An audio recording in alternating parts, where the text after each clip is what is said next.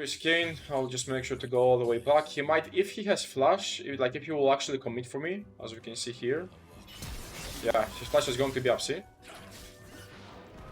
Very predictable. Here, even if he gets to hit me with his W, I do not really care at all. We'll get to cancel his...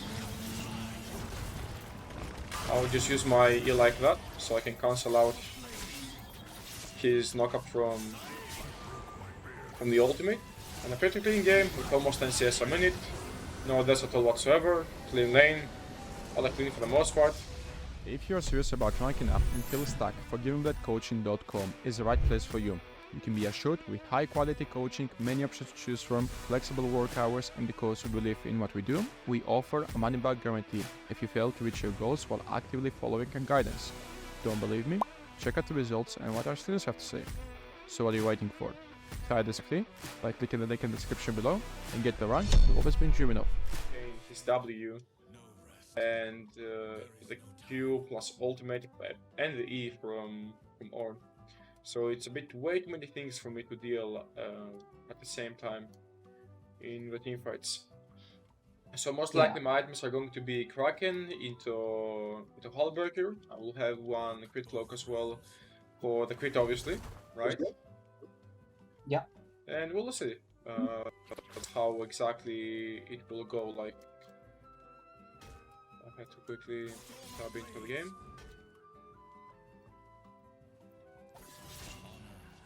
Quickly just poke down the guy like that. As we can see, Kane is doing his usual clear from the looks of it. I will also be looking to face the wave against this guy because I do win exchange trades and he does not really, right? So me having the wave from my side is going to be the most beneficial thing that I can do in this case. Just some slight poking and cleaning out the wave, because if I do not clean out the wave right now, it will get eventually too big when it pushes back on my side. And the wave will be slightly out of control, which is not what exactly I'm looking for. And so at this point, if you notice, his wave has like a 6-7 minion advantage. Yeah. Right, so 2, 4, 6 and 1, 7 compared to 3, so 4 in this case, which is ideal. He'll be looking for W here, which is going to be fine. If he pokes me down, I can just simply absorb it with my W. In and out the way for 10 bit more. His Q is on cooldown. Should be expecting his to be used anytime soon. That was weird. That here is fine, and now we should be able to go for the extended trade. He was focusing down the minions as well. Inside the bush, so he loses vision of me, and his auto attack gets delayed. Ah, the timing, very unfortunate. But it seems like he will stay best in his movements. My E is coming back up, I will stack up my Q, so 1 stack. Going for 2 stacks, should be in level 5 here as well, yep, so...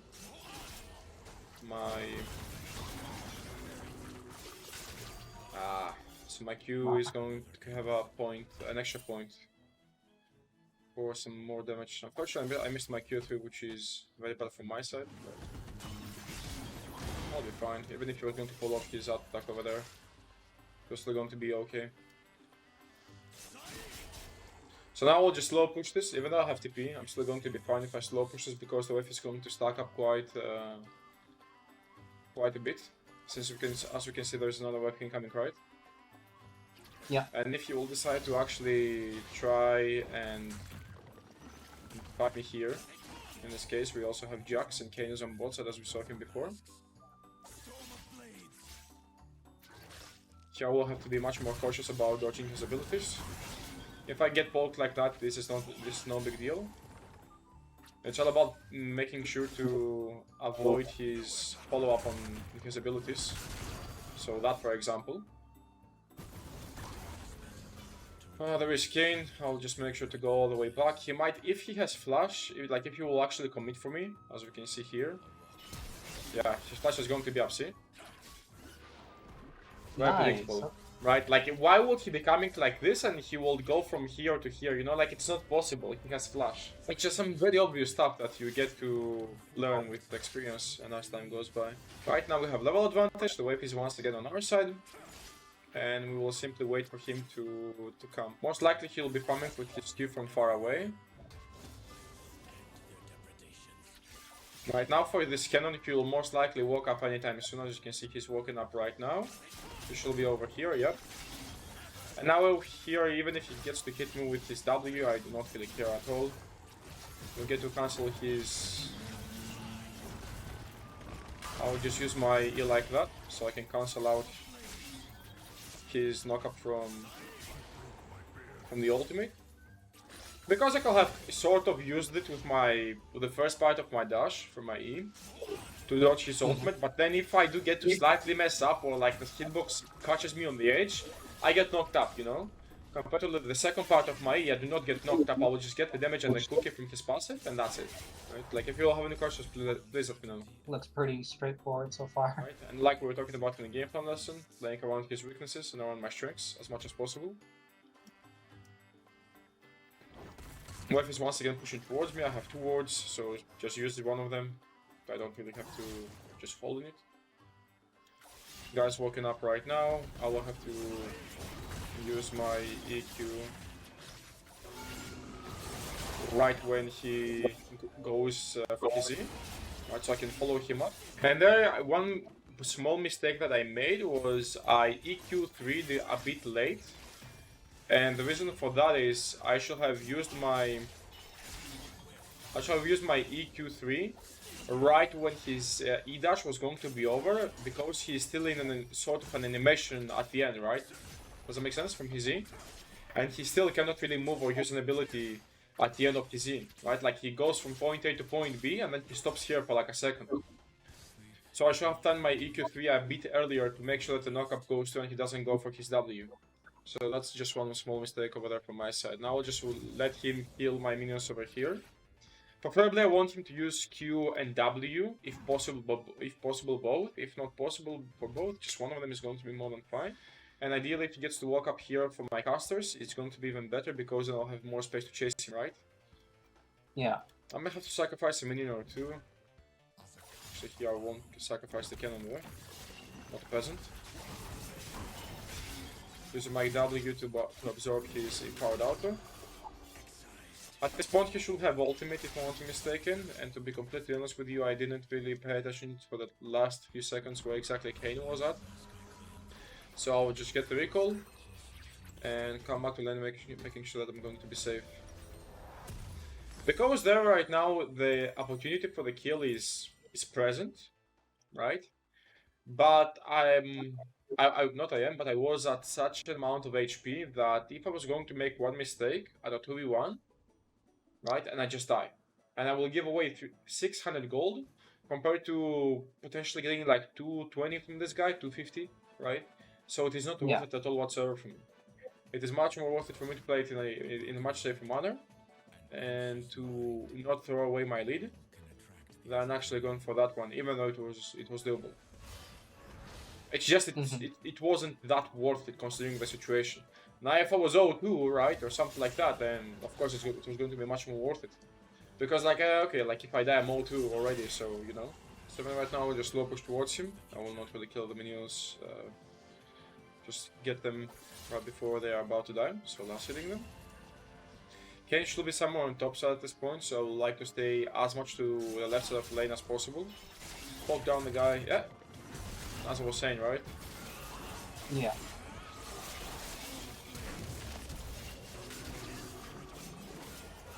Oops. My dash, unfortunately, was a bit more to the right.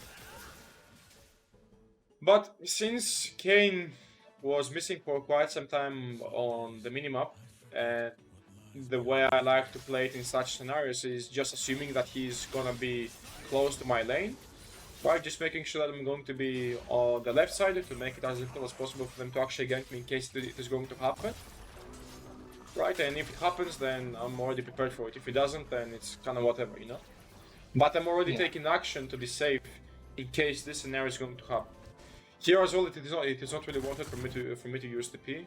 I can use the P in a much better way a bit later on. And just for a few minions here and there, it's not going to be something, you know, big. Especially right now that TP is unleashed and I can TP anywhere. Now, preferably because it is 12 minutes into the game, and I just noticed that Rift is up, I would like to push this wave, push the next one as well, the new one coming right now. Push it as quickly as possible, and we will be going for a Rift, so we can get this tower as quickly as we can, in case we will not be able to take it without Rift before 40 minutes, to make sure that we can secure every single plate, right? Yeah. Ultimately, we will try to get the second hit as well from Rift on the T2 tower, which is going to help out a lot for us snowballing. Since T2 on top and both are worth 600 gold each, something very important to keep in mind. I actually want for it so much to the side like that, because right now I'll be looking to pressure him on his tower, and well, 40 minutes are approaching, so but it's spawning right now, so we can make sure to get this one. Kane is on mid lane as well. Now I'll go in front of him to try and chase him down. There we go, get the first tower, get some poke going on as well. Kane should be coming towards me most likely. Now this guy will try to, yep, kill Rift as we can see.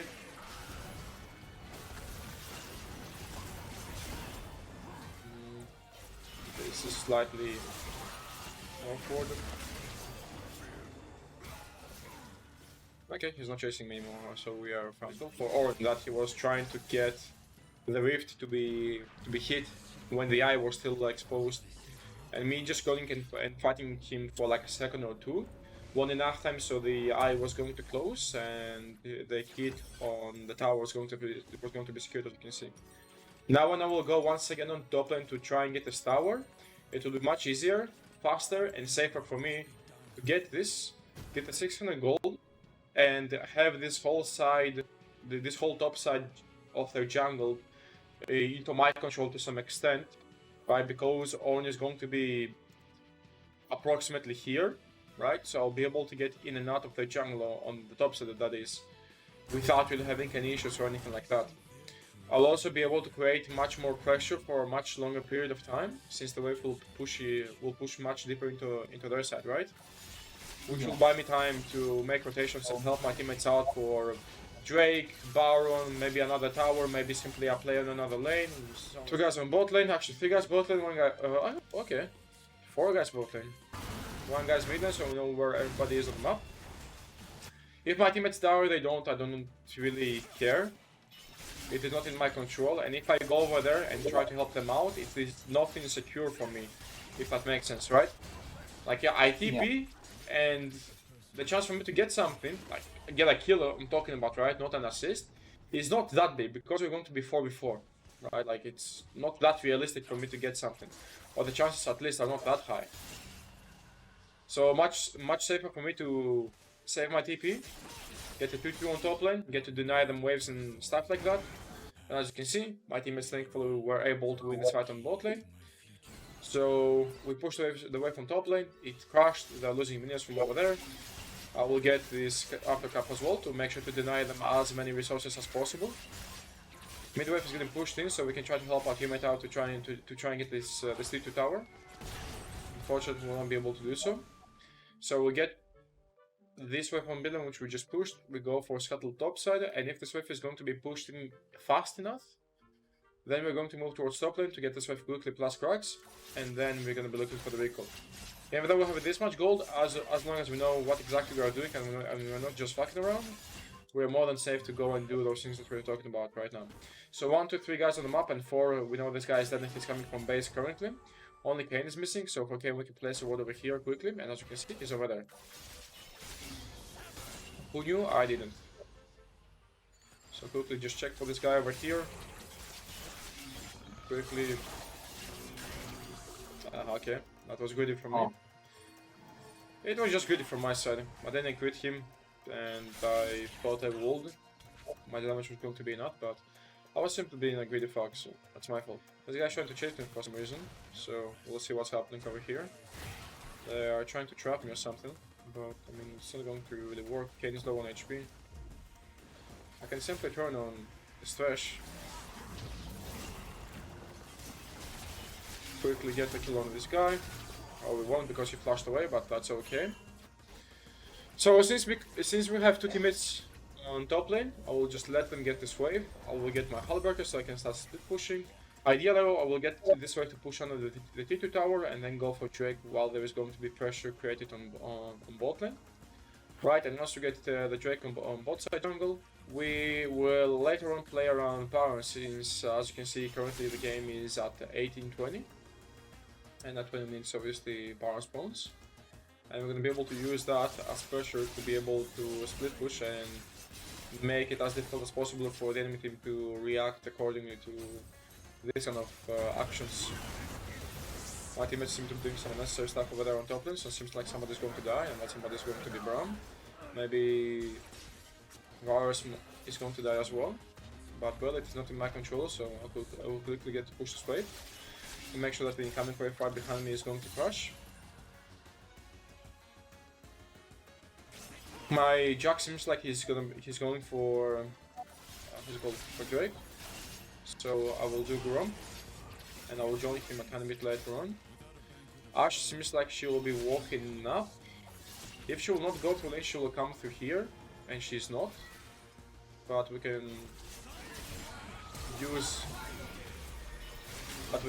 that trinket as a bait to some extent. Unfortunately, she flashed, but that's fine. Ultimate for a flash is more than worth it. Right now we can see only one guy on the minimap. I'm kind of afraid that somebody could be somewhere here in this area since they saw me pushing. So I need to stay a tiny bit out of vision, and this is something very important when it comes about split pushing. You need to be out of vision when there is no pressure being created somewhere else on the map.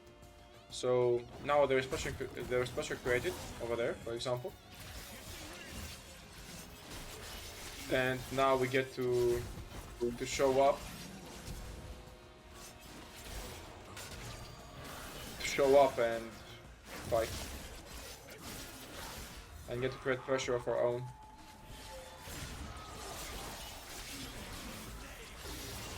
Quickly get to dodge that.